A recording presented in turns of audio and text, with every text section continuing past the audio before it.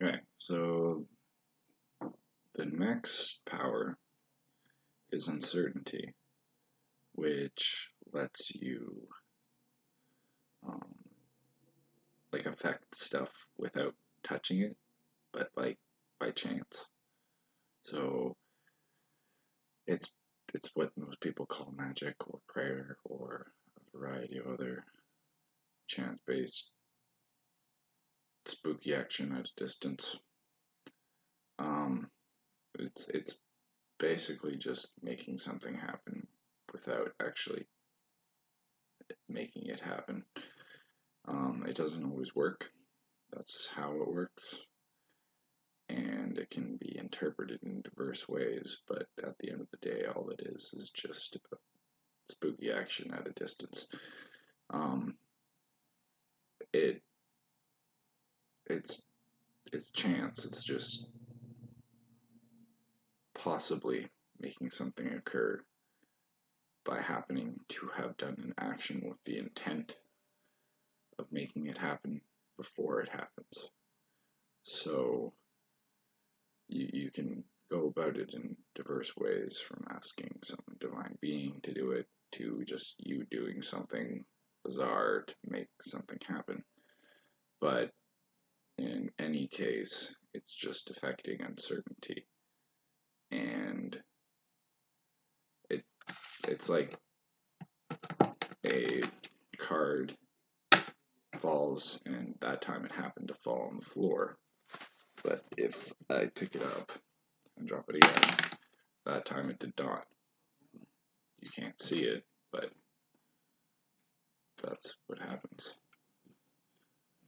Um, if I made an intent of some kind to make it either fall on the floor, fall on the table, I wouldn't notice any difference. But if it happens, then I get to say that it happened and that I did it,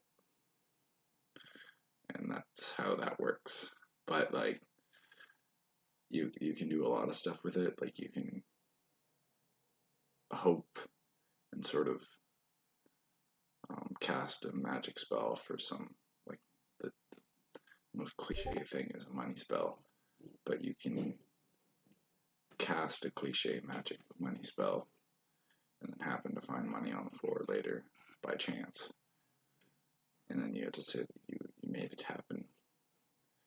Um, that's like the very basic way of using it, but it's more interesting when you don't control it or don't try to control it, and you use it in tandem with other stuff to create unpredictable um, effects.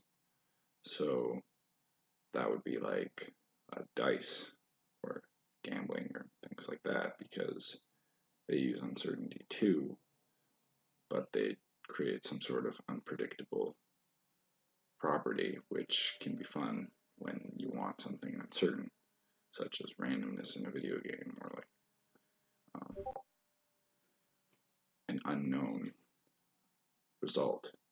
So, like telling a story and not knowing how it's going to end. Um, those are all examples of uncertainty and how you can manipulate it. Well, you can't really manipulate it. You can you can control the outcomes if you limit it, and you can control where it'll go and what'll happen among different variables of it. But you can't control it in the same way as you can control an objective object, and that's what makes it different, because it's uncertain, and that's why it's uncertain. That's why you can't observe a particle, because you don't know where it is. Um, Another thing about it is that if you know where it'll occur or could occur, that'll increase your chances, simply because you're more likely to find it in those places. Or, like, if you're looking for something by chance, if you know that it's more likely to show up on the road, then you look for it on the road rather than in the lake. Because why would you find a cup, for example, in a lake? You might find a cup in a lake, but you're more likely to find it when someone threw it out of their car onto the road, as an example. But uncertainty is all about not knowing if it will happen, but that it will probably happen somewhere or sometime. That's why you can make it rain by willing it, because it is going to rain at some point. You just asked for rain before it did. And the other part of the example is that in deserts it doesn't rain as often, so you're less likely to be able to make it rain. And that's about it.